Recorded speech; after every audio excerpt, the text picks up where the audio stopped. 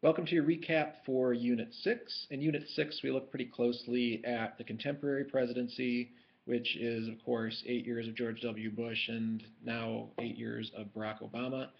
In the Milkis and Nelson textbook, each of those presidents receives a chapter. In the Ellis and Nelson textbook, there's a number of issues that involve Bush and Obama that each receive their own chapter.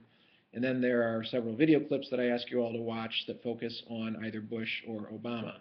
So let's begin with Milkis and Nelson. In Chapter 14, the focus there is George W. Bush and his efforts to use and expand executive power in the context of the War on Terror.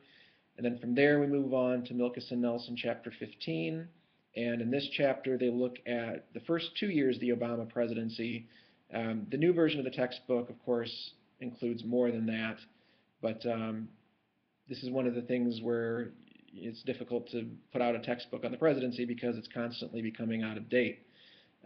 So there's the first couple of years of Obama's presidency covered in Milkis and Nelson. The frontline video clip that I ask you all to watch covers the entire first term of Obama's presidency.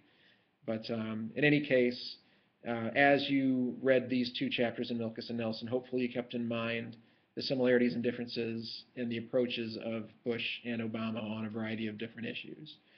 In Ellis and Nelson, there's a number of issues that affect the presidency, and right here I'm just going to go through and give you the main point. Of course, you should make sure you have a pretty good handle on the details of both sides of the arguments. In Chapter 1, the scholars are debating whether or not the framers would approve of the modern presidency, and of course, the modern presidency arguably is a lot different than it was, 200-some years ago. One scholar says, yes, they absolutely would approve, and the other scholar says, well, not so fast. But make sure you read those closely to get the various arguments on either side. In Chapter 2, the scholars are arguing over the unitary executive theory. On one side, the idea is that the unitary executive theory is this myth. It's this thing that presidents have made up in recent years to justify excessive executive power. And the counter-argument to that is that, well, no, the idea of this unitary executive has always been around, even since the time of the framers. And so there's nothing, false about it. In Chapter 10 of Ellis and Nelson, the issue is the War on Terror, and has President Obama followed President Bush's lead in the War on Terror? And of course, one side says, yes, he's followed him, and the other side says, no, he's not followed him. And again, the details are in the article, or in the book chapter. In Chapter 11 of Ellis and Nelson, the subject is signing statements, and the debate there is a signing statement this sort of innocent document that the president signs when he signs something into law, or is it more sinister? Is it a way that the president can try to subvert the rule of law and the separation of power system?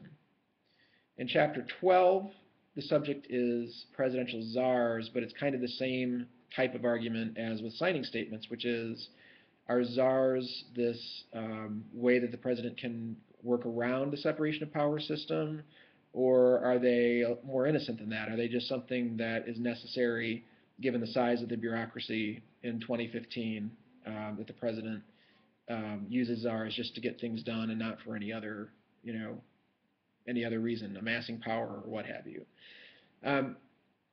So that's Chapter 12 in Ellis and Nelson. The videos that I've asked you to watch are first, the Bush campaign documentary, Journeys with George.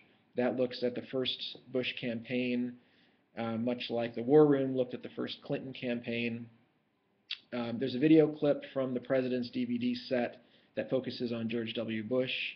There is not one that focuses on Barack Obama because the DVD set has not been updated recently. And so instead I'm asking you to watch the episode of Frontline called Inside Obama's Presidency, which, as I said before, takes you through the entire first Obama term. For week 12, as you know, the paper assignment was basically a comparison and contrast between the War Room and Journeys with George. Please note that paper, although it was assigned for week 12, is not due at the end of week 12. It's actually due at the end of week 13. That's April 12, Sunday, April 12 by 11:59 p.m. Eastern. And then for week 13, the assignment was the discussion board question on Bush and Obama and executive power. So that was the recap for Unit 6. I'll see you back here soon for the recap for Unit 7.